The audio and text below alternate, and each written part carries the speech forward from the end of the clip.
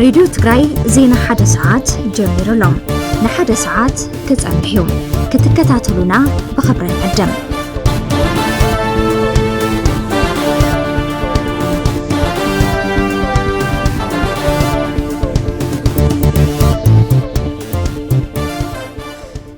سلامات أنا بلي كبرات أدمستي راديو تግራይ زينا حدا ساعة راديو تግራይ ساعة نقرب له جزء يرتركبنا لنا زينا تات ساعة بمرح إياسو برها مسترنيا بعلمية تكنيك زي ساعة بمقام مسخاتكم حبرة وصانحيت كلنا يو أبزهلونا صانحيت كابندس سوم زعباتات فلمان كندي زي زعباتاتنا كلا لكم كوميشنر كوميشن بهراوي تحدثوا وحو السلام كرغاغز وعلي بريتوريا بملؤنت كتغبر كم زلو مغلاصو أبرئس أدبارات وقدامات أكسوم تيوم سنة سرعات حسبت إجري كما زتقاعدين. جزيهم محدار تقراي أبي حصير وان بهراو عمامات كفتسم زخيلكم منا كونن ألو كبل جبائه زباو ركبات تقراي مقلاسو. وانا دايركتور ودبت عن علم دكتور تيدروس أدحانوم أبيك إسراء حموشتنا قاصرة غوريغوروساويان عالمنا 190 فترة سبات زرزر وشتي حد بمخان أب تايم مسهيت مكتاتهم زولين كالوت حزنا لكم قريبنا لنا زي خبركم ادمتنا اسكع مززام زينانا مسانا كتصنحو ادمنا اليوم بزبيلنا نفتي فلاماي بحبريتا كسغاغركم تغارو اب زصلللو معقب سدتنياتا تندبا حدغا بارع حوي اغاطيمالو بسنكي حيلتا صنتت كامربتوم نا بسودان تسددو تغارو اب زصلللو معقب سدتنياتا تندبا حدغا بارع حوي اغاطيمالو نا بيت شعات ميازيا 2017 عام تمرت اب زوغح ليتي ساعه 9:45 سبدقسو اب سودان ماخل معقب سدتنياتا تندبا حدغا بارع حوي زغاطم خينو كبيد حدغا كما زبصحون تفليطلهم الحدغا زاغيد ملعليو زي تفلطق كان تخونه بتزغاطم حدغا بركز بولو منبري ابايتن تكالات نግድን እንትቃጽሉ አብሰብ ግና ዛጊድ بزلو حبريتا ጉድአት ከም ዘይበጽሐ ግዳት እቲ حدغان متحابرتي እቲ ማእኸልን حبيرم አለው بفላይ እቲ حدغا ባርዕ ለይቲ ዘጋጠመ ብምዃኑ ህዝቢ ቀልጢፉ ኸጥፎ ከም ዘይካለን ሓገዝ ብምስኣኑ ከቢድ ክሳራ ከም ዝበጽሐ ዝገለጹ እቶም ወገናት ሕዝውን ግዜያዊ መጽለልን ዝብላዕን ሲኢኖም ብምህላዎም ህጹጽ ሓገዝ ክግበረሎም ውን ጸውዖም አለው ኣብዚ ቀረባ መዓልታ ጥራሕ ንሓምሻይ ግዜ حدغا ባርዕ ሓዊ ዘጋጠመ እንትኸውን ክልተ تحت عدم هፃውንቲ በቲ حدغا ባርዕ ህይወቶም እንትሐልፍ ብርክዝ ዝበሉ ገዛውቲ ድማ ካብ ጥቕሚ ወጻኢ ክኾኑ ከም ዝኻሉውን ዝዝከር እዩ ብኣማይታ ሸሓዝ ዝቆጸሩ ስደተኛታት ዞባ ምዕራብ ትግራይ ብሰንኪ ወራር ጽንተት ካብ መረበቶም ተመዛቢሎም ኣብ ሃገረ ሱዳን ዝተፈላለዩ ግዛዊ መጽለሊ ዓቂቦም ብጥሜትን ሕማምን እናተሰቃዩ ዝርከቡ እንትኾኑ ሕዝውን መላ ማሕበረሰብ ዓለም ቆላሕ ክብሎምን ብህጹጽ ናብ መረበቶም ክመልሶምን ጸውዖም ኣለው ከም ጸብጻብ ድምጽ ወያነ ትግራይ بزبنا بزرزر نافتي زحزنا يفلماي زينا انت نسغاغر وحس سلام كرغاغز وعلي بريتوريا بملونت كتغبر الله وتبايلو منغس فدرال نتي سممع كفصمن كفصمن غديتو كسرح كما زغباون تغليصلا كوميشنر كوميشن بهراو تحدثو دما ات سممع زفصم زلو مسرح داغمه صمبران قنسان سراويت نتي سلام زطناخر يللو ابز غداي زي ገነት ካሕሳይ ዘዳልወቶ ዜና ኣሎ አድሚጽና ክንመለስ بستفلالي مخنياتات تقاريتو تصنح قداماي زور داغمه صمبران مفتاح اتقن سراويت تግራይ لومي جميرو مسرح داغمه صمبرا سراويت تግራይ بهاجر درجه 80 ميتاو زحازه يزبلو كوميشنر كوميشن بيراو تحدثو عيته تمسكن طلعون زاغيد لعلي 12000 سراويت تግራይ كم استسنابتو قليطوم مجمرا فيز قدمنا سوق እንደነበረው 75000 ነበር እትስተጀመረ ቀደማይ ዙር 75000 ሰራዊት ክሰናበት ተሐሲዩ ኳንተ ነበረ ተወሰነ ግና ቀኒስና ንዝቕጽሉ 3 ወርሕ 60,000 ዝኾኑ ሰራዊት ኣብ መቐለ ዕዳጋ ሓሙስ ዓዲ በራኽን ኣብ ዘሎ ማእኸል ብሄራዊ ተሃድሶን ክንቅበል ኢና እቲ ኮሚሽን ነዚ መስርሕ ተገዘእቲ ዝኾኑ ሰራዊት ትግራይ ብሄራዊ ተሃድሶ ተገይሩሎም ናብ ሕብረተሰብ ተጸምቢሮም ዓርሶም ዝኽእልሉ ባይታ ዝፈጥሩ ይዝበሉ ኣይተ ተመስገን ጥላሁን እዚ ዝኸውን ግና ዝምለስሉ መረበቶም ክህሉ መንግስት ፌደራል ሓላፍነቱ እንትፍጽም ኢሎም ቀድሞ ተዋጊ ሆኖ ዲሞቢላይዝድ ከሆነ በኋላ የሀገር ውስጥ ተፈናቃይ አይዲፒ እንዲሆን አንፈልግም እቶም ብሄራዊ ተሃድሶ ተገይሩሎም ዝሰናወት ተጋደልቲ ናብ ማእኸላት አይዲፒ ከኣቱ አይንፈቅድን ብዝተኻለ መንገዲ ናብ ነባራይ መረበቶምን ማሕበረሰቡን ክጽምበሩ ኢና እንደሊ እሱ እውን እግሪ ምትካል ዝባሃል እዚ ድማ ውዕል ፕሪቶሪያ ብሙሉእነት ክፍጸም ብክልልን ሃገርን ዘሎ ኣካላት ብህጹጽ ተመዛበልቲ ክምለሱን ናትና ስራሕ ድማ እናሰዓበ ክኸይድ እዩ ስለዚህ የነሱ ስራ ቀደም ብሎ እንደሚተገበር ተስፋ እናደርጋለን። የኛ ስራ እየተከተለ ይመጣል። ኣብቲ ምቅጻል መስርሕ ዳግመ ጽንበራን ምፍታሕ ዕጥቅን ሰራዊት ትግራይ ዝተረኸቡ ሓላፊ ቢሮ ሰላምን ጸጥታን ትግራይ ሌተናል ጀነራል ፍስሐ ኪዳኑ ግዛታዊ መሬት ትግራይ ኣብ ትሕቲ ወረርቲ ሓይልታት ኣብ ዘለውሉ ንፍጽሞ ዘለና እዚ መስርሕ ስምምዕ ውዕሊ ፕሪቶሪያ ዘተግበረን ሰላም ዘለና ቆራጽነት ዘመስከረን እዩ። ንሙሉእነት ትግበራኡ ድማ መንግስቲ ፌደራል ግቡእ ክፍጽም እጸዊዖም ልዕላዊ ግዛአትና ንኽምለስ ህዝብና ናብ መረበቱ ክምለስ ስሩዕ ንሩኡን ሰላምን ከጣዓም ክቕፅል ተኾይኑ ቅድሚ ኩለን ልዕሊ ኩሉን በቲ ስምምዕነት ናይ ፕሪቶሪያ መሰረት ክፍጸም ተተኻኢሉ እዩ። ካብቶም ስምምዓት ብዙሕ ዘይተተገበሩ ዝቐርዩ ኣለዉ። ብዋናነት ግን ፌደራል መንግስት ኣብዚ ዘለዎ ቁርፀኝነት ተየማናተ ክፍጽም ክኽእል ኣሎ። ስለዚ ናይ ሓባር ውዕሊ ዘለና ናይ ሓባር ስምምዕነት ክፍጸም ክግበር ክኽእል ኣሎ። ተወካሊ ውድብ ሕቡራት መንግስታት ኣብ ኢትዮጵያ ሚስተር ሳሙኤል ዶ ተቋሪጹ ጸንሐ መስርሕ ዳግመ ጽንበራ ክቕጽልን ውዕሊ ፕሪቶሪያ ብሙሉእነት ክትግበርን UNDP ድጋፍ ክገብር ኢሎም Many UN agencies including UNDP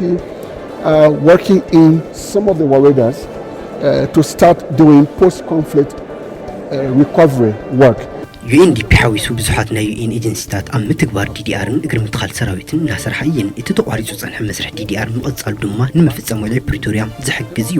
ቀጻልነት ክህልዎን ተመዛበልትን ናብ መረበቶም ክምለሱ ድማ ከም UNDP ፋይናንሳዊ ሓገዝ እውን ክገብር እዩ። Providing the technical advisory capacity to the NRC, we are also working directly in communities to get them ready to receive these former combatants back into civilian life. ተጠቀምቲ ቀዳማይ ዙር መስርሕ ዳግመ ጽንበራ ሰራዊት ትግራይ ዝኾኑ ተጋዳሊት ፍረ ተክለ ሃይማኖትን ተጋዳላይ ገብረ ኣብ ገብረ ህይወትን እዚ ዳግመ ጽንበራ ዝነኣድ እኳ እንተኾነ ዝተመዛበለ ህዝብና ክሳብ ዘይተመለሰ ግና ሙሉእነት እየብሉን ኢሎም ሓዚ ይኸደለኹ ሙሉእ ሓጎስ ወይ ንዓለይ ዝውልቀ እኳ ተስፋለኒ ሙሉእ ሓጎስ ግና ይብለይ ምክንያቱ ህዝበይ የምንታይ ገዲፈ ያለኹ ኣብ ቁሪ ኣብ ቸንዳ እዩ ዘሎ ምንም ውፅኢት ዘለዎ ሳይኮነን ሓዚ ድማ ፌደራል መንግስቲ ክሰርሖ ዘለዎ ጎና ጎና TDR ዝተመዛበለ ህዝብና ናብ መረበቶም ምምላስ ዝብል ኣብ ርእሰ ኣድባራት ወገዳማት ኣክሱም ጽዮን ስነ ስርዓት ሕጽበት እግሪ ተኻይዱ ኣብዚ ሊቃነ ጳጳስ ኦርቶዶክስ ተዋህዶ ቤተክርስቲያን እናተመርሐ ዝተፈጸመ ሕጽበት እግሪ ኢየሱስ ክርስቶስ ትሕትና ዘምሃረሉን ደቂ መዛሙርቱ ሐዋርያት እግሮም ዝሓጸበሉን ተግባር ንምዝካር በብዓመቱ ኣብ ሰሙነ ሕማማት ዕለተ ሐሙስ ዝፍጸም ከመ ዝኾነ መራሕቲ ሃይማኖት ኣብ እዋን ገሊጾም ኣብቲ ስነ ስርዓት ዝተረኸቡ ሊቀ ጳጳስ ሃገር ኣውስትራልያን ከባቢያን አቡነ ሰላማ እዚ ዕለት ጎይታናን መድኃኒናን ኢየሱስ ክርስቶስ ንደቂ መዛሙርቱ እግሮም ዝሓጸበሉ نحنا كهنات ون بتحتنا زلون نحاسبولون تحتنا نريلون عدت يكبل جريسهم اللهم أبتسنا سرعة لكاونتي كهناتن مزمران رئيس أدبارات وقدامات أكسوم صيونن بركز بولو سعبتي أرثوذكس توحدو بيتكريستيان تصادفهم يوم كم سبع مسارحتنا في الصحام الزجبة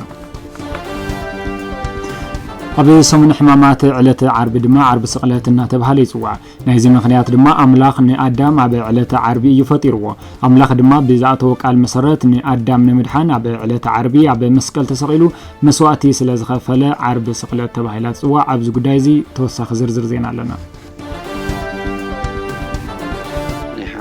تزاز حموس تبهال سوات أجر تبهال ني حدث شدان حموس تبهال ناي ناس أنت حموس تبهال وانت سوى عملتي ويتنا يسوع كريستوس تناي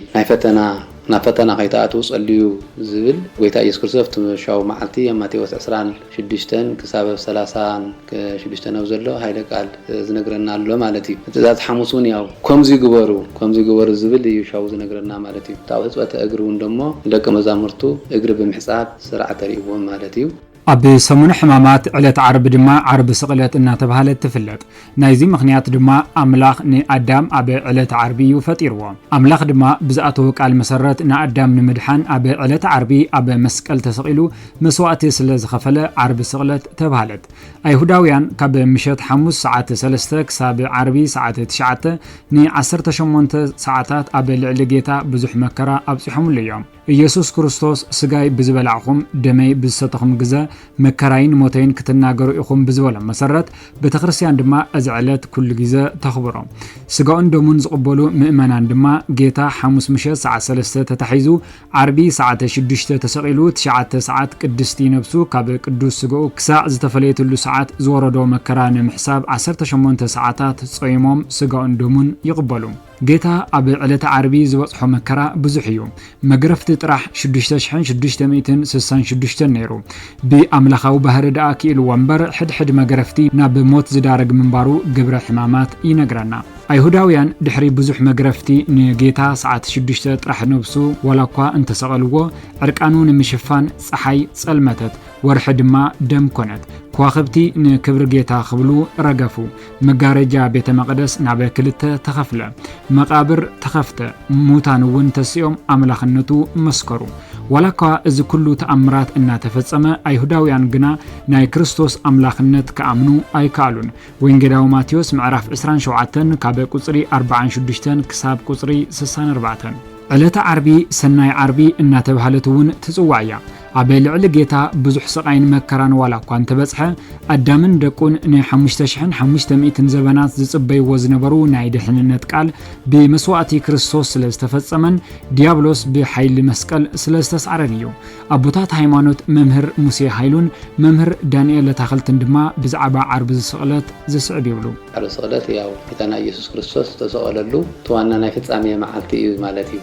عارون روعن صوم دحنت ينبالا تيا يموت بقى تباهيلو يدحنو بقى يا تي يموت بقى تباهيل فردي تغواراو لخون العرو دما احنا ون تي يدحنو بقى زول فردي تغواراو لخون نفسات كاوس يوصلو اب ناي سيطان بارنت زنورو بيوسغا زنور دما كاوناي سيطان بارنت حرال وصلو سيطان تقاليسم اشنيفهم መንግስተ ሰማያት ገነት መንግስተ ሰማያት ይወርሱሉ አሸናፊነት ጽኑኡስ ማኑ ማይቆላል አነ ዓለም ዓለማው ተሐሳስባ ማለት ነው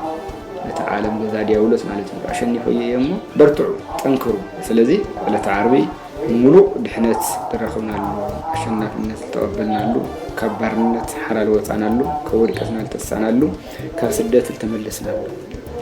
ነፍሳት 11 ሰዓት ዓርቢ ገነት أتيني حديرا يوم علة ريت وعلة عرمت حزي نهي مدحن علتها تبعلت بنبي إساياس علة عروية زينا حري ساعتي راديو تقراي ساعتي خمو عبي مد ما استركبوا زخبركم مدمستنا مسانا سلازلهم بمسقالنا بزغط الحبريتها كساقركم وانا دايركتور ودب تعنا علم دكتور تيدرس عدحانوم اب 25 اقواصر غورغورساويان ناي عالمنا حدمي تسعنتو فطرت سبا زرزر وشتي حدا بمخان اب تايم مسيت تخاتيتهم دكتور تيدروس نزي عملكتهم ابناي ولقه محبراو ميدياوم اب زرزر متاوي طعنا نخلو زبل علامه اب شتون مبصح ليتن قترن اب كتما اب قطر يخون اب غونصي زلون كبابታት እንዝሰርሑ መሳርሕተይ አፍልጦ ዝህብዩ ኢሎም ፕሬዝዳንት አሜሪካ ዶናልድ ትራምፕ ኤሎን ማስክን ቀዳማይ ሚኒስትር ሀገረ እንግሊዝ ኬር ስታርመርን ውን ሐደሚ ተጽዕንቶ ፈጠርት ዓለምና ብዝብል ታይም መጽሔት ዕላው ኣብ ዝገበረ ዝርዝር ተኻቲቶም ኣለው ጊዜያዊ ምምሕዳር ትግራይ ኣብ ሓጺር እዋን ብሄራዊ ዕማማት ክፈጽም ዝኽእል ቁመና ኩንነሎ ክብሉ ጉባኤ ህዝባዊ ርክባት ትግራይ ገሊጾሎም እቲ ጉባኤ ነዚ ዝገለጸ ህዝቢ ትግራይ አጋጢሞ ካብ ዘሎ ቅልውላው ዝድሕነሉ ኩሉ ብሓባር ዘሳግረሉን አግብ ተባሃይሉ ብብሄራዊ ዘውሕስ መድረኽ ክህሉ ጻውዒታ በዝቀረበሉ እዋን እዩ ገብረ እግዚአብሔር ገዳሙ ጉባኤ ህዝባዊ ርክባት ትግራይ አገብእ ንበል ኣብ ምድሓን ብሄር ንዕሰል ብዝብል ዘዳለዎም ዓዊ ሰነድ ኣመልኪሱ ኣብ ዘውፅኦ ጋዜጣዊ መግለጺ ብምኽንያት ኣብ ልዕሊ ህዝቢ ትግራይ ዝተኣወጀ ኩናትን ዘጋጠመ ስነልቦናዊ ፖለቲካውን ማሕበረ ቁጠባውን ቁልውላዋት ንምፍታሕን ህዝቢ ካብ ጸገም ዝድሕነሉ ኩሉ ኣካል ብሓባር ዝሳገረሉን አገብእ ተባሂሉ ብሄር ዘውሕሰሉ መድረኽ ክህሉ ጸዊዖም ዝረአን ዝስማዕን ዘሎ ንትግራይ ይምጥንን እታብ ቅድመኣ ኮይንና ዳኛ ገርና ያን ዘለና ትግራይ ግን ደቀየን ኩልኻትኩም የዝደሊ መሳደድን ተሳደድን ዝሁሉን ዝጠፍኡን ዘይኮነ ኩልኻትኩም ንበሩለይ ኣትብል ዘላ ትግራይ ዝጸንሐ ዶኩመንት ኣልባ ዝጠፍኡና እናሕዘኑና ህዚ እንደገና ብሰንኪ ፖለቲካ ካብ ትግራይ ዘሃድሙ ክህሉ የብሎምን ሰላም ወሳኔ ስላልሆነ ብሔራዊ ዕርቂ ብሔራዊ ምርድዳ ዝብል ድማ ጭርሖ ዚ ተሓንጊጥና ኩልና ኣብ ደገ ኣብ ውሽጢ ነዚ ጉዳይ እዚ ክነተግብር ሕዚ እውን ተመሊስና ኣብ ትግራይን እንድሕነሉ ኩልና ሓቋፋይ ኣሳታፋይ ዝኾነ ሰነድ ዝተዘጋጀወሎ ኩልና ብኡል ብልምጥን ትግራዋይነት ብልምጥን ተጋሩ ብልምጥን ክንዕውየን ክነግዝፎን ክነጸብቆን ክነመሓሸን ንኽእል መድረኽ በሪ ከፊትና ኣለና እሞ ተኸታቲልና ክንሰርሕ ኢና ንኹሎም ደቃ ሓቂፋ እታ እንምናያ ትግራይ ክትኮተልና እቲ ኣብ እንምናላ ብራኸ ንኽትበፅሕ ምእንታን ኣገብእ ንብል ኣሎ ግዜያዊ ምምሕዳር ትግራይ ኩሎም ዓቕምታት ዘተኣኻኽብ ኣብ ሕሉፍ 2 ዓመት ዝተሰርሑ ጽቡቓት ስራሕቲ ዘቕጽልን ጸገማት ዝእርምን ክኸውን ኣለዎ ዝበሉ ኮይኖም ኣብ ከቢድ ስቃይ ዝርከቡ ተመዛበልቲ ናብ መረቦቶም ክምለሱ ክሰርሕ እውን ጸዊዖም ኣለዉ ግዜያዊ ምምሕዳር ድሕሪ 2 ዓመት ሓድሽ ተተኪኡሎ እቲ ሓድሽ ብዘሎ ክቕጽል ከይኾነስ ናይ ህዝቢ ትግራይ ድምፂ ናይ ህዝቢ ትግራይ ልቢ ትርታ ዘዳምፅ ንኹሉ ዝሓፉቕ ንኹሉ ዝጥርንፍ ዝብትን ዘይኾነስ ዝስብስብ ዘውፅእ ዘይኾነስ ዘሳድድ ዘይኾነስ ዝእክብ ዝምልስን ክኸውን ንደሊ ማለት እዩ ስለዚ ኩልና መሪሕነት ምሁርየ እንብል ኣካል ህዝቢ ብባዕልና ከም ህዝብን ከም ማሕበረሰብን መሪሕነትና ይኹን ሰራዊት ትግራይና ይኹን ቀዳምነት ኣብ ኬንዳ ዘሎን ኣብ ብራንዳ ዘሎን ኣብ ፍልሰት ዘሎን ኣብ ሽግር ዘሎን ህዝብና ኣብኡ ጥራሕ ኢና ክነተኩር ዝግበአና ህዝብን ተሃልዩ ኢና ንሕና ንህሊ ዓድን ተሃልዩና ኢና ንሕና ንህሊ ህዝብን ዓድን ማእኸልና ጌርና ንስራሕ ዝተወደበን ዘይተወደበን ናይ ፖለቲካ ምንቅስቃሳት ናይ ሚድያ ፕሮፓጋንዳን ደው ክብሉን ኣብ ህንፀት ትግራይ ክነጥፉን ከም ዝግባእ እውን ጉባኤ ህዝባዊ ርክባት ትግራይ ኣብቲ ዘውፅኦ በዓል 8 ነጥቢ መግለፂ ቅዋም ገሊጹ እዩ ድልየት ሰላም ህዝቢ ትግራይ ሕዚ እውን ከም ቀደማ ቦትኡ እንዳሃለወ ኣብ ውሽጢ ይኹን ኣብ ደገ ዝግበሩ ህዝቢ ትግራይ ውክልና ከም ዝሃቦም ገይሮም ዝንቀሳቐሱ ግን ድማ ንረብሓ ህዝቢ ትግራይ ኣዕሪ ብዝሃስ መንገዲ ዝኸዱ ዝተወደቡን ዘይተወደቡን ናይ ፖለቲካ ምንቅስቃሳት ናይ ሚድያን ፕሮፓጋንዳን ወፍርታት ወዘተ ምእንተ ዓዶም ኢሎም ስኽነትን ህድኣትን ክመፁ እናተላበና ኣብ ህንፀት እምበር ኣብ ብርሰት ትግራይ ዝርከብ ዘላቕ ረብሓ ስለዘየለ ብሄር ዘፍርሱ ወፍርታትን ተግባራትን ኩሉ ትግራዋይ ክቃለሶም ፃውዒትና ነቕርብ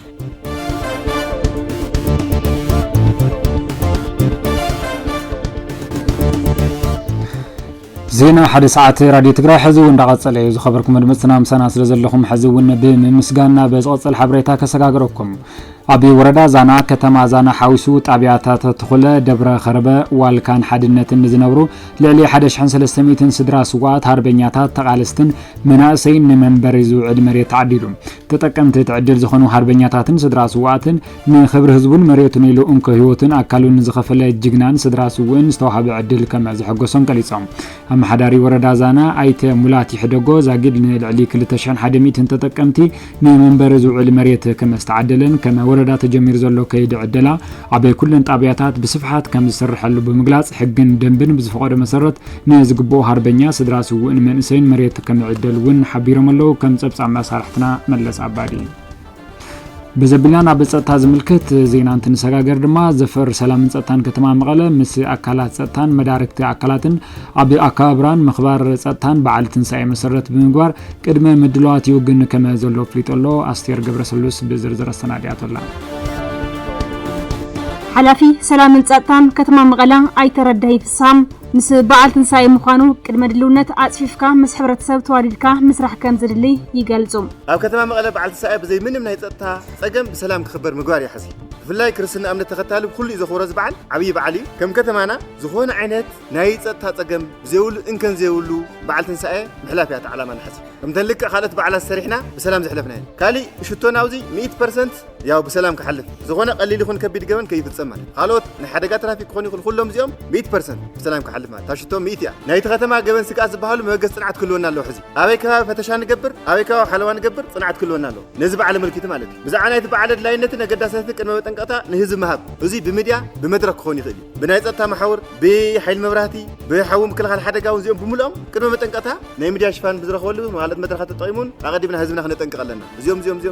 ህዝቢ ጥንቃቐ ግበር ዝብል ማለት ተተፈጸመ ምክልኻል ስለዚ ኣብ ጽንዓት ዝተመስረተ ኣብ ቅድመ ምክልኻል ስራሕቲ ንሰርሕ ትገበን ቅድመ ፍጻሙ ነድርቕ ኣለና ማለት ብፍላይ ድማ ኣብ ተሽከርከርቲ ንዝረኣዩ ጸገማት ንምቕናስ ቅድመ ምድላዋት እናተሰርሑ ምዃኖም ኣብ ፖሊስ ኮሚሽን ከተማ መቐለም ሓላፊ ምክልኻል ገበን ኮማንደር ኣብርሃ ወረዳ የረዶም زناي باجاج مرحتي مسناش كركرت مرحتي كلنا نصرحنا منارك غزرت باجاجات مون درغا ودينا يمينا بسمنت مسجيوم او يصرحوا نقولوا دحر سلسته نامن باجاج يا كا مسرح دوكمنتات حيزا خز قدم مدلاونا ودينا نتنا باجاج ون سرحنا سرحات نصب سرح كسرحه الخيله نامن عينه باجاجات وفيره بكفله كتمات مسجيو لو انا ريبورت حرمت كفله كتما لا قطنا توافيرو في الله خزيت ناي باجاج حيلي لا عنا عايزنا سروت غيرنا حجاز كون قدم باي سرقوا تحاوروا النار حد مقات نور ساتهم بدب نصيرنا ساتنا ما كيوا فرافيلنا ينينا قدم خذا بقى تساتفال منين تعينتي اندي تنا بوجج ان باجاج نا موتر نا باندرا او بدب غيرنا نتشكركاري نمر حللنا جبن مقناس قلنا قون زملكوتو اكل حبرتسب حجازاي كخون تصاوعت زقرو دمام مختل اتحواري بوليس كوميشن مقلا اي تايل سلاسي تخليهم مستبعل اساسيرو ناي اشكال كارتيغون وي مانايت اغرينيا زقاز حبرتسبكون ما يغلط يوم سحتات حدقة كالتين تمام ما يغلط يوم سحتات حدقة ترافيك سكولو كازماين دورة تفتر ما يقدر يكون بتنقاقيس نكون نصوم نقدنا بتنقاقيس نكان خلون نقدنا يغرينيا زقوا عزون من قدر كفلت كلامه ما خل من قدي تشكر كار من قدر تقولنس كتقوم اللي ولد من قدر يخزنه يد ما خصم ده إذا زي هو تشكر كار زي الله مغانا كحلف مغانا قصني يا مسكونه كم حسا والناس أخوين كابتن والناس أخوين يوتو واجنا هذا يوتو بعد ما تخلقنا تقدرين يروحوا يوتو بزاف المجد يكون كسر الزمن ودي أشكال كارينا هون بقولك ملء ما ينحلاف الندم زتقاويو عبد حبرتسب عبد صقام زفتر زلهم مسفح زي حقاو منقسقاس نمقناس أكلات زتا تواريدهم كسرفو كم زقبا دمام مختل كنتيبا كتما مغلا آيت إلياس كحساي يزاربو كم محدار مسخاتهم خوينا بركز ولو سراحتاتنا تسرحوا موصيهم بفلاي كاوز بالحلفه حيل عمامات تناخيرهم كاوز جمرو ابستفالي كونتروباند اوصر تغوروا لهم بفلاي حيلتات صتا تግራይ ፖሊስ ምልሻ ምስም محدارات طعم صبو سراحتات تجميرو له እሱ ተጠናኺሩ ክቅጽም ዘሊና ኣብ ነዳዲ ዝረአ ዘሎ ስርቆት ዝተሓዝ ዘሎ ሁነታት ናይ ዝኾነ ይኹን ማለት ናይ ዝኾነ ይኹን ናይ እከለ እዩ ናይ እከለ ዝበሃል እዝንና መስሚዕና ጸማም ድፉን ይከውን ዘሎ ናይ ዝኾነ ይኹን هم تجمعهم اليوم بوت تحيزاس أو زي موضوع مسينا من حزين ناي كلا يا تخون ناي زخون تخون بحقيقة من راح زلهم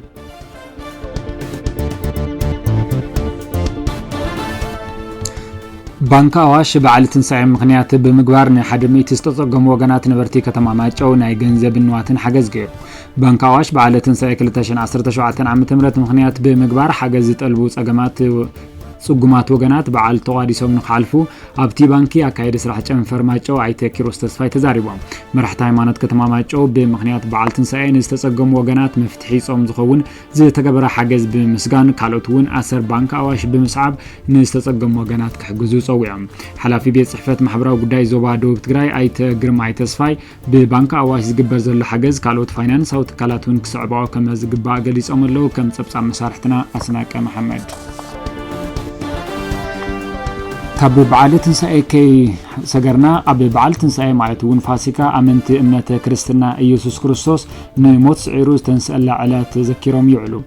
إذا بعال أقدموا نسهتي سوني معناته كلين ماندي إن تبهلت كابت فلت على الجميرو صوم أتحيزوك سابه هوسانا بالم ساندي عرب سقلت مالتون جاد فرايداي إن تبهالو بزوجو حيمانة أو نتفتح تسنيو كسب بعال تنسائي مالتون إشتر إزلق عب استفلا لكورنعات عالم دما ككم أمنتون لمدن باستفلا لملكعات يبعال مسارحتنا يردان سجبر سلاسي زوجداي زي بتني تانا سانيا رياض الله أدميتنا كنملس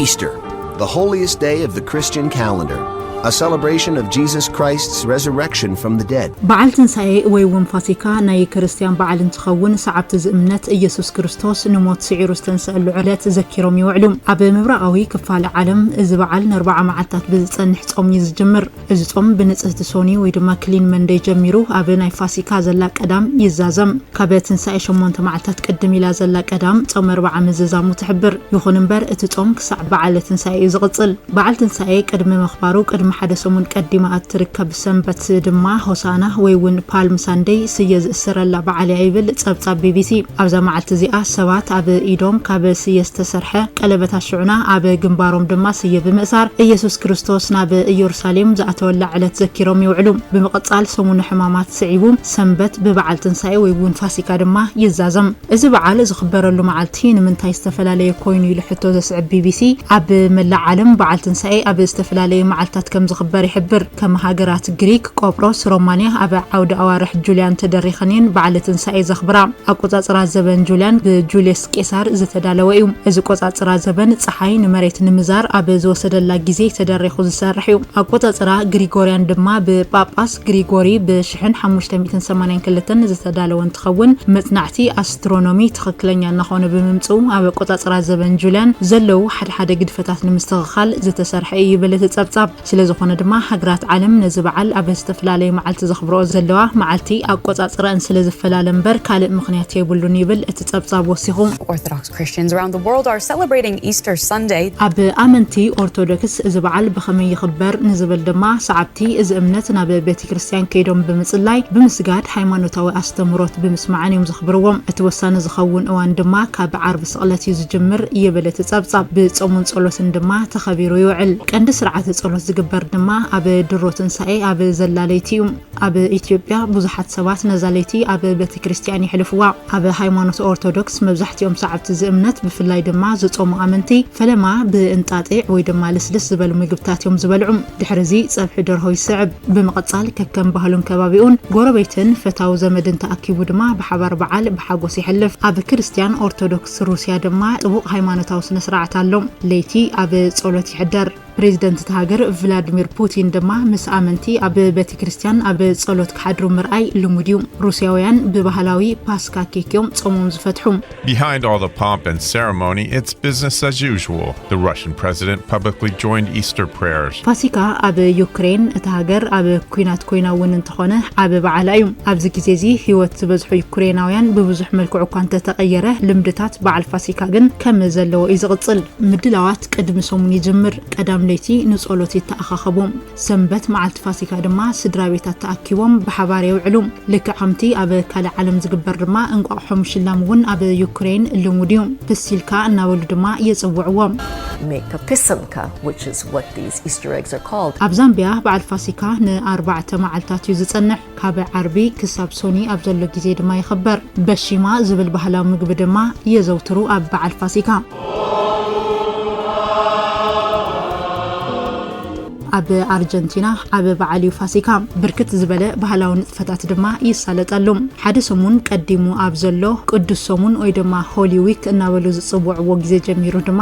ስጋ ካብ ማዕዲ ብምውጋድ ብዓሳ ተተኪኡ ይምገብዎ ኣብ መዓልቲ ዓርብ ስቕለት መስቀል ተሰኪሞም ብጎደናታት ሃገር ብምሕላፍ ኢየሱስ ክርስቶስ ንደቂ ሰብ ክብል ዝኸፈለ ዋጋን ስቃይን ዘኪሮም ይውዕሉ Easter is quite a big event in Argentina. Good Friday is a rather somber event when people attend their local Christian parishes, where Jesus is depicted during his final hours, carrying the cross to his crucifixion. ኣብ ግሪክ እውን በዓል ፋሲካ ዜጋታት ብሃንቀውታ ካብ ዝጽበይዎም በዓላት እቲ ሓደ እዩ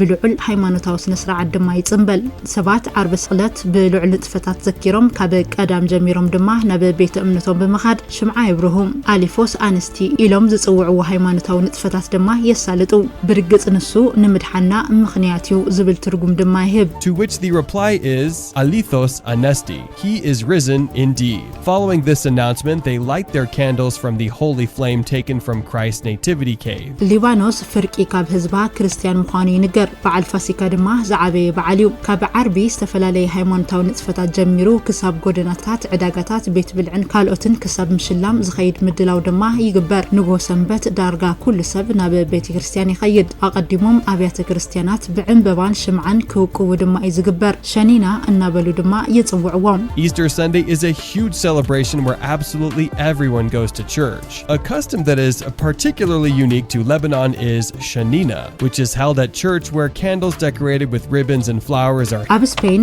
በዓል ፋሲካ ካብ ዘድምቑ ተግባራት ምርኢት ጎደና እዩ ንበዓል ፋሲካ ካብ ዘድምቑ ምድላዋት ድማ ካብ ሆሳዕና ፓልም ሳንዴይ ጀሚሩ ክሳብ ጽባሕ ፋሲካ ዘሎ ሶኒ ይቕጽል እቲ ምርኢት ጎደና ወይ እውን ካርኒቫል In Spain, Easter is also the most important Christian event, celebrated en masse throughout the country. Easter week begins with Palm Sunday and ends with Easter Monday. ኣብ ኣሜሪካ ፋሲካ ዓብ በዓል እዩ ብቾኮሌትን ከረሜላን ዝተዓብለለ በዓል ድማ እዩ ንግሆ ሰንበት ሰባት ምዕሩግ ክዳውንቲ ተኸዲኖም ቤተክርስትያን እዮም ዝኸዱ ኣብ ዓለም ስሞም ዝገነነን ኣለዉ ዝበሃሉ ትካላት ቾኮሌትን ከረሜላን ኣብ በዓል ፋሲካ ኣብ ጎደናታት ብስፍሓት ይሽየጡን ኤግዚቢሽናት ከዳሉ ምርኣይ ድማ ልሙድ እዩ Easter in the US is unsurprisingly dominated by candy and chocolate. ኣብ ምዕራብ ዓለም እንቋቑሖ ምልክት ትንሳኤን ሓድሽ ህይወትን ተገይሩ እዩ ዝውሰድ ስለዝኾነ ድማ ኣብ ዕለተ ትንሳኤ ንድሕንነት ደቂ ሰባት ክብል ኣብ መስቀል ንዝፈሰሰ ደም ኢየሱስ ክርስቶስ ንምውካል እንቋቑሖ ቀይሕ ቀለም ይልከም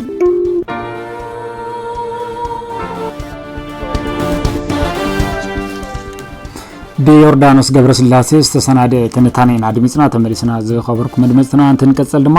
በጽሕፈት ስራሕቲ ምግባረ ሰናይ ትእምት ልዕሊ 47 ሚሊዮን ብር ድጋፍ ንስድራ ስዋዕት ሓጊዙ በጽሕፈት ስራሕቲ ምግባረ ሰናይ ትእምት ካብቶም ዋና ዕላማታቱ እቲ ሓደ ንስድራ ስዋዕት ምሕጋዝ ብምዃኑ ኣብ ሳልሳይ 40 ዓመት ማለት እውን ካብ ጥሪ ክሳብ መጋቢት ንልዕሊ 8000 ዝኾኑ ስድራ ስዋዕት ትግራይ ናይ ገንዘብ ድጋፍ ገይሮሎም እቲ ሓገዝ ተገይሩ ዘሎ ናይ ገንዘብ ድጋፍ ካብ ጥቅምቲ ክሳብ ታሕሳስ 2017 ዓመተ ምህረት ዝነበረ ውዙፍን ካብ ጥሪ ክሳብ መጋቢት 2017 ዓመተ ዝነበረ ስሩዕን ክፍሊታት ዘካተተ ልዕሊ 47 ሚሊዮን ብር ኮይኑ በዓል ትንሳኤውን ኣብ ግምት ብምእታው ዝተገበረ ድጋፍ ከም ዝኾነ ኮሙኒኬሽን ትካል ትእምት ትግራይ ሓቢሮሎም ኣብ ትግራይ በብእዋኑ ዝኽበሩ ሃይማኖታዊ በዓላት ምስሊ ትግራይ ክጉልሁ ኣብ ምግባር ዓብይ አበርክቶ ከም ዘለዎም ቢሮ ባህልን ቱሪዝምን ትግራይ ገሊጹ ኣሎ ትግራይ ዘለዋ ዝድህሰሱን ዘይድህሰሱን መስሕባት ቱሪዝም ናብ ልምዓት ቱሪዝም ንምቕያር ድማ ኩሉ ኣካል ሕብረተሰብ ንኽሳተፍ እቲ ቢሮ ጻውዒት ገይሩሎ ኪሮስ ገብረስላሴ ብዝርዝር ሰናዲዎ ኣሎ ኣብ ትግራይ በበዋን ዝኽበሩ ሃይማኖታዊ በዓላት ምስሊ ትግራይ ክጎልሃ ብምግባርን ኣብ ምልላይን ዓብይ ኣስተዋጽኦ ከም ዘለዎም ሓላፊ ቢሮ ባህልን ቱሪዝምን ትግራይ ዶክተር ኣጽዋሃ ገብረዝጋብሔር ይገልጹ በጣም ፍሉይ ዝኾነ አበርክቶ ዘለዎም ክብረ በዓላት እዮም ሓደ መንገዲ ዝተባላሸ ምስልኻ ዳግም ንምህናጽ ካብ ርሑቕን ካብ ቀረባን ብዙሓት ሰባት ንብዙሕ ዓላማ ሃወጽቲ ኮይኖም ቤተሰብ ክሓቱ መንፈሳዊ ዕግበት ክረኽቡ ሃይማኖታዊ ተሳትፎውን ክህልዮም ኢሎም ብዙሓት ኣጋይሽ መስሓቢ መንገዲ ኮይኑ እዩ ኣብ ብዙሓት ክብረ በዓላትና ብዙሓት ኣጋይሽ ብማእተ ሸሓት ዝጽጉዑ ኣጋይሽ ናብ ትግራይ ንኽመጹ ምኽንያት ይኸውን እዩ እዞም ዝመጹ ኣጋይሽ ትግራይ ብምልላይ ምስሊ ትግራይ እውን ዳግም ብምህናጽ ኣጋይሽ ንኢንቨስትመንት ንኻልኦት ሰብኣዊ ሓገዝ ንምርምር ንዑደት ንዝመጹ ኣጋይሽ ዓርሰ እምነት ሓዲርዎም ናብ ትግራይ ንኽመጹ ኣብ ምግባር ልዑል ዝኾነ ትርጉም ኣለዎ እዞም ሃይማኖታዊ በዓላት ቁጠባዊ ሕውየት ትግራይ ኣብ ምብራኽ እውን ዝለዓለ አበርክቶ ከም ዘለዎም እዮም ዶክተር ኣጽዋሃ ዘረድኡ ቁጠባዊ ሕውየት ትግራይ ኣብ ምርግጋጽ ናይ ባዕሎም ዝኾነ ብጣዕሚ ገዚፍ ሚና ተዋፂኦም እዮም እቶም ሃይማኖታዊ ክንውን ትፍጸሙ ተለው ጎኒ ጎኒ ምስቱ ሃይማኖታዊ ትሕዝቶ ናይቶም በዓላት ዘይጓነጽ ናይ ንግዲ ምንቅስቃሳት ኣለው ባህላዊ ክንውናት ኣለው ኣብዚኣቶም ዝሳተፍ ብጣዕሚ ብዙሕ ኣካል ኣሎ ብዙሕ ግዜ ዞም በዓላት እዚኣቶም ካብ ስፖንሰራት ብዝርከብ ካብ ፈተውቲ ዓዲ ብዝርከብ ካብ ደገፍቲ ትካላት ብዝርከብ ሃፍቲ ሕልፍ ኢሉ እውን ብናይ መንግስቲ ቃዕሚ ዝድገፉ ክብረ በዓላት ስለ ዝኾኑ ኣብዙ ክብረ በዓል እዚ ንብርክት ዝበሉ ኢቨንት ኦርጋናይዘራት ፕሮሞተራት ናይ ኪነ ጥበብ ኣካላት ጋሻ መዕረፊ ትካላት ዝሓዙ ነዚኣቶም ሰፊሕ ዝኾነ ጊዜያዊ ናይ ቁጠባ ጸገማት እውን ንኻልኦት ኣካላት ምግባር ናይ ባዕሉ ዝኾነ ሚና ዋጻዩ ተጋሩ ኮይና ንቐጽል ተጋሩ ወለድና መግለጺኦም ዝነበሩ ትውፊታት ብምዕቃብ ዝበሉ እቶም ሓላፊ ምስ ሃይማኖታዊ በዓላት ተጓዛጉዞም ዝጽወቱ ባህላዊ ጸወታታት ናብ መጻኢ ወለዶ ንኽወራረሱ ጻዕሪ እናተገበረ ከም ዘለውን የገንዝቡ ተጋሩ ኮይና ንቐጽልስ ተጋሩ ወለድና ይግለጽሎም ዝነበሩን ትማሊ ይግልገሉሎም ዝነበሩ ዓቂብካ ዘመንካ ብዝፈቕዶ ትሕዝቶኦም ብዘይህስስ ቀጻሊ ወለዶ ከዓ ብዝወርሶም መንገዲ ክትጥቀመሎም ተለኻ ይኸና ምስ ናይ ሓደ ሃይማኖታዊ ክብረ በዓል ወይ ክንውን ተጓዛጊዞም ዝኸዱ ባህላዊ ትውፊታት ኣለው ናይ ባዕሎም ዝኾነ ሃይማኖታዊ ትርጉሙን ኣለዎም እዩ ስለዚ ኣብኡ ተጸኒዖም ተሰኒዶም መጻኢ ወለዶ ክፈልጦም ክሕልዮም ዝግባእ መንገዲ ንምስራሕ ጻዕርና ገበርና ኢና ካብኡ ብል ዘለለ ከዓ እዚኣቶም ሓደ ፍልፍል ቱሪዝም ንክኾኑ ተጻዕርና ገበርና ኢና ትግራይ ዘለው ዋዝደሰሱን ዘይድሰሱን መስሕባት ቱሪዝም ናብ ልምዓት ቱሪዝም ንምቕያር ድማ ኩሉ ኣካል ሕብረተሰብ ንኽሳተፍ ዶክተር ኣጽብሃ ገብረዝጋብሔር ይጽውዑ ናይ ወለድና ዓብይ መግለጺ ዝኾነ ክብሪ ኣብ ዝኾነ ብርኪ ጠጠው ከየብል እሞ ነይሩ ዝበሃል ከይኸውን ኩላህና ክንዓሞ ክንዳጋገፈሉ ሓቢርና ለክንደምቀሉ ናብ ልምዓት ቱሪዝም ለተቀይሩ ዓድና ሕዚ ካብ ዘለዋ ናይ ቁጠባ መማረፅታት ካሊእ ተወሰኽቲ ናይ ቁጠባ መማረፅታት ሃልየማ ቁሳውን ብሞራላውን ጠንካራ ሃፍታም ዓዲ ንክትህልየና ኩሉ ብልኽእሎ ክሕግዝ ብስም ቢሮ ባህሊ ቱሪዝምን ክልል ትግራይ ያው ጻዕይተ ይቀርብ ይደሊ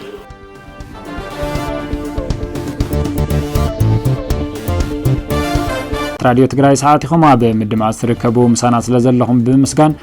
ሕዚ ድማ ፀብፀባት ስፖርት እዚ ሰዓት ንቕርበሉ ግዜ ኣየርና ተረኪብና ዘለና ፀብፀባት ስፖርት ኣድሚፅና ክንምለስ يመስግን ሰላም ጥዕና ብለይ ክብራት ኣድማጭ ራድዮ ትግራይ ንሓፀርቲ ፀብፀባት ስፖርት ዝዕለት ሕልፍ ዕቋር ሓቢረኩም ክጸንሕያ ንምክታልኩም ይዕድም ፈለማ ብሓበሬታው ውሽጢ ኣብ ላዕለዋይ ሊግ ኢትዮጵያ ኣብ ምድብ ተደሊላ መበል 22 ሰሙን ጸዋታ ኣዘሳልጠት ጋንታ ሰውድ ዓድዋ በደብረ ብርሃን ከተማ 3-2 ዝኾነ ውጽኢት ተሳኢራ ጋንታ ሰውድ ዓድዋ በከድር ሳልሕን በረከት ብርሃንና ቢላ ክልተ ጎል ዋላ ኳንተ መዝገበት ካብ ስዕረት ግና ከተድሕና ይካለተን ጋንታ ሰውድ ዓድዋ ኣብ ትውድር ዋላ ኳ ውጽኢቱ ዝሉ ውጽኢታትና መዝገበትን ተመጸት ኣብ ዘ ውድድር ተዓዊታ ተትወጽ ነይራ ግና ካብ ምድባ ኻልኣይ ደረጃ ኮይና እትዛዝመሉ ዕድል ነይሩ እዩ ውድድር ላዕለዋይ ሊግ ኢትዮጵያ ምድበ ሸገር ከተማ ብ51 ነጥብ መሓዝ ናብ ፕሪሚየር ሊግ ኢትዮጵያ ምጽባራ ዘረጋግጽት ጋንታ እንትኸውን በንች ማጂ ቡና ብ35 ነጥብ ካልኣይ ሰሎዳ ዓድዋ ድማ 34 ነጥብ መሓዝ ሳልሳይ ደረጃ ኮይኖም ዛዚማቶ እዮም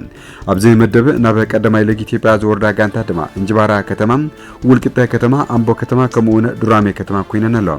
ጋንታ ኣክሱም ከተማ ድማ ካብ ምድብ ለ ዝወረዳ ጋንታት ሓንቲ እያ ጋንታ ኩዕሶ እግሪ ከተማ ዛላምበሳ ንምጥንኻር ፋይናንሳዊ ሓገታት ክጠናኸር ይግባእ ክብሉ ኣባላት እታ ጋንታ ተዛሪቦም ተወሳኺለና ኣብ ዞባ ምብራቕ ኣብ ዝተኻየደ ውድድር ዋንጫ ባንክ ኣንበሳ ሻምፒዮን ዝኾነት ጋንታ ኩዕሶ እግሪ ከተማ ዛላምበሳ ኣብ ከተማ ኣክሱም ንዝሳለጠ ካልኣይ ዙር ውድድር ዋንጫ ባንክ ኣንበሳ ብዝሐሸ ምንቅስቓስ ኣብ ምድላው ከም እትርከብ ተጻወቲ እታ ጋንታ ንዋይ ማሕሪ ተመስገን ኣሸብርን ተመስገን ተስፋለምን ይዛረቡ ጋንታና ኣብዚ ሕዚ ዘለቶ ደረጃ ብጣዕሚ ደስ ዝብል ምላዓል ነሞራል ትርከብ እና ሕዚ እውን ናይ ትግራይ መላእ ሻምፒዮና ናይ ክለባት ኣንበሳ ካፕ ነው ናው ሳተፊያ نتجوات أصبغ ذخنا زوجت ناقران ركب. أنت قد صار زل أكسم زخير نفتن 24 مرت بكل الدرجة سلازة حلفت نزيون أصبغ ذخنا ترينيك تركب لا. بس كباجت نايم خاد عدلنا أطرات أرنجرني ناك كمتي قدام ما يزور دقفنا نوركم تولد دعتن فتوتي زالم بسان حزونكم دقفكم نغيف لينا وانا سلطاني تاغانتا ورد باراخن مكتلا سلطاني دسالن عوبين كانتا كوسا غير كتما زالم بسا زلوا راي ابجاف نبصح مدلواتا ولا كان توغنت زلوا حصرت باجت ግን ፈተና ከም ዝኾነ ይገልጹም ዝሓለፈ ናይ ዞባ ምብራቕ ቻምፒዮን ኮይና ኢና ሕጂ ኻቀጻሊ ኣብ ከተማ ኣክሱም ዝግበር ውድድር ዝሓሸ ዝግጅት ጌርና ኣለና ናይ ትግራይ ወኪልና ናፍቲ ናይ ኢትዮጵያ ክልል ክለባት ቻምፒዮን ንምኻድ ዝተኻለና ጽቡቕ ስራሕቲ ሰሪሕና ኣለና ናተሓገዝና ኢና መጺና ትክክል ሽካ ሕጂ ንሕገዝና ተሓገዝ ግን እኹል ኣይኮነን ተወላድ ዓዲ ፈታው ከተማ ዛላምበሳ እዩ ንሓገዘና መጺው ስኻ ዝተኻለ መጠን ስካ ሕጂ ነገ ዝሓገዝ ይሓግዝና እዩ ድሕሪ ሕጂ እውን ሓገዝናቱ እዩ ዘለና ያው ከም ተቀድም ሕጂ ትገብርዎ ዝነበርኩም ኢደኢድኩም ድጋፍኩም ንኽትቀጽሉ እየ ትደሊ ስለዚ እንድሕር እዚኣ ጌርና ከዓ እንድሕር ናብ ኣክሱም ከይድና ናብ መላእ ትግራይ እንድሕር ከይድና ናብቲ መላእ ትግራይ ፀዋታ እንድሕር ከይድና ከዓ ሻምፒዮን ዘይንኾነሉ ምክንያት ኣይክህሉን ፕሬዝዳንት ጋንታ ኩዕሶ እግሪ ከተማ ዛላምበሳ ዳንኤል ገብረ መስቀል ብግደው ተስፋ ዘሎም ሰገናት ሒዛ ትንቀሳቐስ ዘላ ጋንታ እያ ነዞም ተስፋ ዘሎም መናእሰይ ሕልሞም ንክገሃድ ድማ ድጋፍ ኩሉ ማሕበረሰብ ከም ዘድሊ ይገልጽ ጋንታ ኩዕሶ እግሪ ከተማ ዛላምበሳ ካብ ዕለት ናብ ዕለት ብዘርእዮም ዘሎ ናይ ብቕዓት ምንቅስቓስ ኣብ ከይዲ ጽቡቕ እናኾነ እዩ ዝርከብ ዘሎ በቲ ዝነበሮ ፋይናንሳዊ ዓሙ ዋላ እናተሸገረውን ያው ቻምፒዮን ከም ዝኾነ ዝፍለጥ ኮይኑ ሕዚ ድማ ያው ናብቲ ካልኣይ ዙር ክንከይድ ዝግጅት ኣብ ዝገበርናሉ እዋን ድማ ያው ናይ ፋይናንሳዊ ፀገማት ኣጋጢምና ኣሎ ያው ሕዚ እውን ብተመሳሳሊ ተጻውዒት ንሱ እየ ዘቕርብ ሚያዝያ 18 2017 ዓመተ ምህረት ኣብ ከተማ ኣክሱም ንዝሳለጥ ካልኣይ ዙር ውድድር ዋንጫ ባንክ ኣንበሳ ንዞባ ምብራቕ ወኪለን ካብ ዝሳተፋ ጋንታ ሓንቲ ጋንታ ኩዕሶ እግሪ ከተማ ዛላምበሳ እያ تمال مشات مفصمتا صواتو زسالته صوتا ربع فصام الشامبيونز ليغ اوروبا غانتات ارسنالن انتر ميلان نمغاطمتن بصح خمل صوتا سعرن ناب صوتا فرق فصام حلفن ارغاغيصن قديمانه صواتن بمسلات ناب صوتا فرق فصام حلفا غانتات بارسلونا بي اس جي نتخونم اب صوتا فرق فصام الشامبيونز ليغ اوروبا بارسلونا مس انتر ميلان انتراخبه ارسنال دما مس بي اس جي كتراخب يام ابزي زمن ودر 14 25 شامبيونز ليغ اوروبا وانچان موساده زحشا قمت السوهابا قانتات أرسنال انتخون نتوان جانو مساد بوابتها السوهابا قمت أرسنال 28.7 ميتاوي انتر ميلان 25.5 بي اس جي 24 بارسلونا دما 21.8 ميتاوي نتوان جانو ملعال السوهابا قمت كم زخوني النات حبر زركبه غانتا أرسنال نغانتا ريال بمرتع دحر 10 عامات ناب صوتا فرق فصام حليفه مرسايلم توسخ يزلم Marino into Saka, brilliantly done, and Bukayo Saka has surely chipped Arsenal into the Champions League semi-final. لعلي حدا نتشمنت بليون باوند زواجو استاديوم سانتياغو بيرنابو تمالون ግርማ መጎሱ ዝወረደሉ ምሸተ ሕሊፉሎም ማድሪዳውያን ለዓለዋይ ክፋልእቲ ስታዲየም ተዓፀው ዕላት ደገፍቲ እታ ጋንታ ራሞንታዳውን ንመዓልታት ኣብ ጎድናታ ከተማ ዋላን ተፈከሩ ካብ ፕሬዚደንት ፍሎረንቲኖ ፔሬዝ ክሳብ ውልቀ ተጻወትን ኣሰልጣኒ እታ ጋንታ ካርሎ አንቸሎቲ ካርሊቶን ናይን ስዕሪና ቃላት ዋላን ተነደሩ ለንደናውያን ግን ኣብ ሜይዶም ዘርእይዎ ጽንዓትን ትብዓትን ኣብ ስታዲየም ሳንቲያጎ ቤርናቦውን ደጊሞም ኣለው ካፕተን ተንቲ ኩዕሶ እግሪ ዓለም ክሳብ ሚድያትን ፈተውቲ ኩዕሶ እግሪን ማድሪድ ብክንደ ይስዕር እምበር ንምዕዋት ስርግጽ ኣብ ዝኾንሉ ኣብቲ ናይቲ ማል ጸወታ መንእሰይ ሉዊስ ኬሊ ልዕሊ ዕድሚኡ ዝደመቐሉ ሆላንዳዊ ጁሪየን ቲምበር ንቪንሲየስ ጁኒየር ናብ ተራ ተጻዋታይ ዘውረደሉ ካብዚ ተወሳኺ ዴክላን ራይስ ንኻልኣይ ግዜ ብሉጽ ተጻዋታይ ተባሂሉ ኣብ ዝተሸለመሉ ኣብቲ ናይቲ ማል ጸወታ ንባዕሎም ዝጋነ ርእሲ ኢሎም ሰዮም ተጻወቲ ጋንታ ኣርሰናል ክንዲጎ ኤቨረስት ኣብ ዝኸብድ ናብ ስታዲየም ሳንቲያጎ ቤርናቦ ተጓዒዞም ዘይስዓር ዝመስል ስዒሮም ናይ ክልተን ሓደ ምቁር ዓወታ መዝጊቦም ተመሊሶም ብድማር ናይ ቀዳማይን ካልኣይን እግሪ ውጽኢት 5-1 ምዃኑ እዩ እዚ ኣብ ታሪኽ ኣሰልጣኒ ሚኬል ኣርቴታ ኮነ ናይ ሕዝ ተጻወቲ ጋንታ ኣርሰናል እቲ ዝዓበየ ዓወት ኮይኑ ድማ ተመዝጊበሎም ዓምደኛ ቢቢሲ ስፖርት ኣብ ስፔን ጉለም ባላጊው ናይ ዓለምና ኣንበሳ ጋንታ ሪያል ማድሪድ ትማሊ ክንዲ ንእሽተ እንሳ ኮይኑ ተራእዩ ንክብል ገሊጹሎም ማድሪዳውያን ብኩሎም መመዘንታት ናይ ሓደ ጸወታ ኩዕሶ እግሪ ብጋንታ ኣርሰናል ተበሊጾም እዮም ካብ ንጎላት ዝቐረቡ ፈጥነታት ክሳብ ዝነውሐ ኪሎሜትር ዝሸፈነ ተጻወቲ ጋንታ ኣርሰናል ዝለዓሉ እዮም 6 ዕላሞም ዝሓለፉ ፈተናታት ተካይዱ ልዕሊ 110 ኪሎሜትር ድማ ሸፊኖም ኣለው ሰለስተ ዕላሞም ዝሓለፉ ፈተናታትን ኣሳት 100 ኪሎሜትር ድማ ናይ ተጻወቲ ጋንታ ሪያል ማድሪድ እዩ ካብ ቀዳማይ እግሪ ክሳብ ካልኣይ እግሪ ጸወታ ዝደኸመ ቅዲ ጸወታ ሒዘ ምቕራቦም ዝኣመኑ ኣሰልጣኒ ካርሎ አንቸሎቲ እቲ ስዕረት ንምቕባሉ ከቢድ ዋላ እኳ እንተኾነ እቲ ዓወት ግን ኣሰልጣኒ ሚኬል ኣርቴታ ይግብኦ እዩ ኢሎም ኣለው ኣብ ተርታ ዓበይቲ ኣሰልጠንቲ ንኽኣትው ግን ዋንጫ ሻምፒዮንስ ሊግ ኣውሮፓ ምዕታር ግድን ከም ዝብሎ ብምሕባር ምዃኑ እዩ ነቲ ዋንጫ ንክወስዱ እውን ተመንየምሉ ኣለው ድሕርቲ ስዕረት ጻንሒ ተማሕቶ ምልክት ዝወደቐ እዞም ኣሰልጣኒ ኣብ መዛዘም ውድድር እዚ ዓመት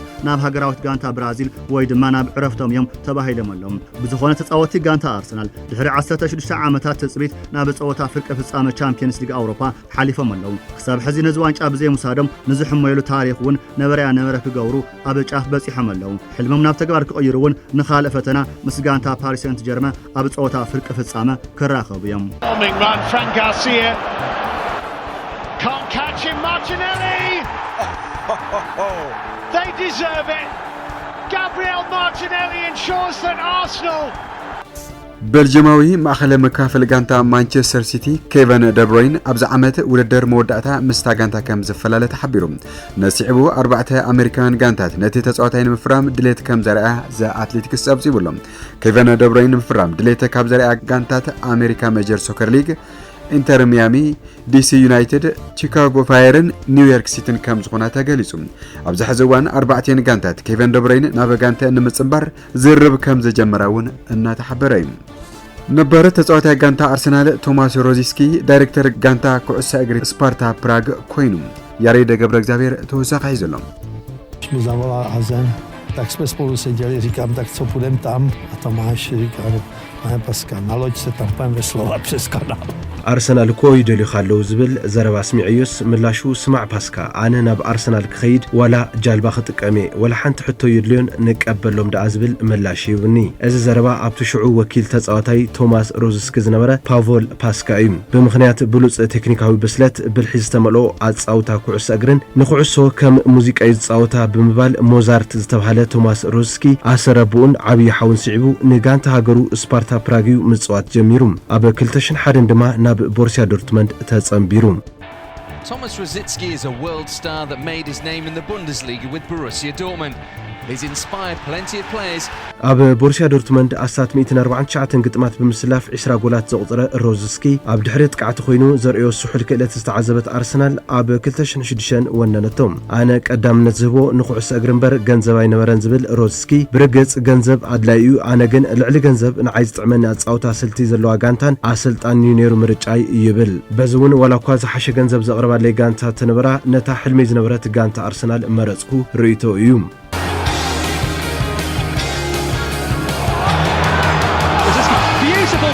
Thomas Rosicky, that is a wonderful goal from Arsenal. ኣብ ኣርሰናል 10 ዓመት ጸንሐ ሮዝስኪ ክልተ ዋንጫ ኤፍኤ ካፕን ሓደ ኮሚኒቲ ሺልድን ብምዕዋት ኣብ 170 ግጥማት 19 ጎላት ተቆጢሩ ሓሊፍዎም። ሓጎስ ክህበኒ ምስ ዝኽእል ኣሰልጣኒ ኣርሰን ቨንገርን ኣርሰናል ምጽዋተይ ንዓይ ልዕሊ ኩሉ ዓወት እዩ ኢሉ ብፍቕሪ ይገልጽ። ኣብ 2016 ምስ ኣርሰናል ዝተፈላለዩ ሮዝስኪ ናብታ ብንእሽተይ ዘዕበየቶ ስፓርታ ፕራግ ተመሊሱ ክሳብ ጫማ ሰቐለላ 2017 ተጻዊቱ እዩ። ኣብ ኣርሰናል ካብ ዝተርኣዩ ኩዕሶ መሊኾም ዓይነ ስሕብ ኣጻውታ ዝኽተሉ ኦርኬስትራ ክፍሊ ማእኸል ኮይኑ ድማ ይዝከር።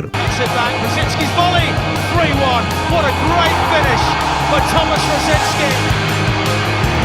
ምስ ሃገሩ ቼክ ሪፐብሊክ ካብ ትሕቲ 15 ዕድመ ጀሚሩ ክሳብ ዋና ሃገራዊት ጋንታ ብሓለቓ ጋንታ ዝመርሐ እዚ ኮኸብ 105 ግጥማት ተጻዊቱ እዩ። ሮዝስኪ ድሕሪ ጫማ ምስቃሉ ካብ 2018 ጀሚሩ ዳይሬክተር ኩዕሶ እግሪ ዘዕበየቱ ጋንታ ስፓርታ ፕራግ እዩ ዘሎ። ነታ ዝፈትዋ ጋንቱ ኣርሰናል ብዳይሬክተርነት ከገልግለሉ ዝኽእል ዕድል ዝጽበእ እዚ ኮኸብ ደገፍቲ ኣርሰናል ካብ ዘይርስዕዎ ብናፍቖት ዝዝክርዎን ኮኸብ እዩ።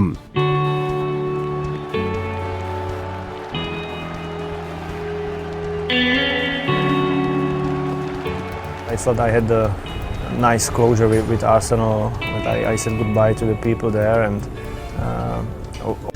ካልኣይ ዙር ጸወታ ርብዕ ፍጻመታ ሊጋ ኣውሮፓ ሎሚ ምሸት ሰዓት 4 ብ4 ዓበይቲ ግጥማት ክሳለጥ እዩ። ኣብ ዝሓለፈ ቀዳማይ ጸወታ ኣብ ሜዳን ቅድመ ደገፍታን ኣብ መወዳእታ ተወሳኺ ሰዓት ጎል ብምእታው ማዕረን 2-2 ዝወጸተ ጋንታ ሊዮን ናብ ስታንፎርድ ብሪጅ ተጓዒዛ ምስ ማንቸስተር ዩናይትድ ጸወታ ክትሳልጥ እያ። ኣብ ታሪኽ ዘን ጋንታት እርስ በርስ ተራኺበን ኣብ ልዕሊ ዩናይትድ ዓወታ መዝግባ ዘይትፈልጥ ጋንታ ሊዮን ናብ ጸወታ ፍርቂ ፍጻመ መን ሓለፈ ኣብ ዝግበር ፍልሚያ ዝለዓለ ትኹረት ካብ ዝሰሓቡ ጸወታት ሓደ ኮይኑሎም ጋንታ ማንቸስተር ዩናይትድ ሊዮንን ኣብ ታሪኽን 6 ግዜ እንትራኸባ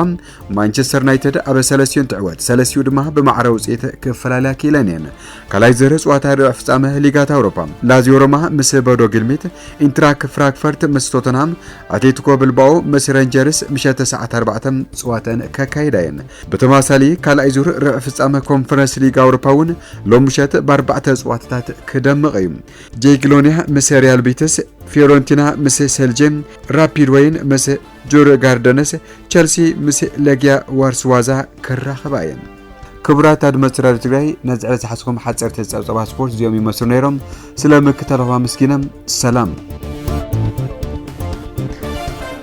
ምድላት ዜና ሓደ ሰዓት ራድዮ ትግራይ ቅድሚ ምዝዛምና ነቶም ቀንዲ ዛዕባታት መሊሰ ከዘኻኽረኩም። ኮሚሽነር ኮሚሽን ብሔራዊ ታድሶ ውሑስ ሰላም ክረጋገጽ ውዕሊ ፕሪቶሪያ ብምድነት ክትግበር ኣሎ ክብል ምግላጹ። ኣብ ርእሰ ኣድባራት ወገዳማት ኣክሱም ጽዮን ስነ ስርዓት ሕጽበት እግሪ ምክያዱ። ጊዜያዊ ምምሕዳር ትግራይ ኣብ ሓጺ እዋን ብሔራዊ ዕማማት ክፍጽም ዝኽእል ቁመና ክውንን ኣሎ ክብል ጉባኤ ህዝባዊ ርክባት ትግራይ ምግላጹ። ዋና ዳይሬክተር ውድብ ጥዕና ዓለም ዶክተር ቴድሮስ ኣድሓኖም ኣብ 2025 ኣቋጽራ ጎሪጎሮሳውያን ናይ ዓለምና 109 ተፈጠርቲ ሰባት ዝርዝር ውሽጢ ሓደ ብምዃን ኣብ ታይም መጽሔት ምክታቶም ዝብሉን ካልኦትን ሒዝናልኩም ቀሪብና ነርና። ዝኸበርኩም ድምጽትና ዜና ሓደ ሰዓት ራድዮ ትግራይ ብምምራሕ እያሱ በርሀ ምስ ተረኛ በዓል ሞያ ቴክኒክ እዚ ሰዓት ብምዃን ምስኻትኩም ሓብራዊ ጻንሒት ነይሩና። ምስ ዝተረፉ ምድላት ራድዮ ትግራይ ሰናይ ግዜ ክኾነልኩም ንምነ ሰላም።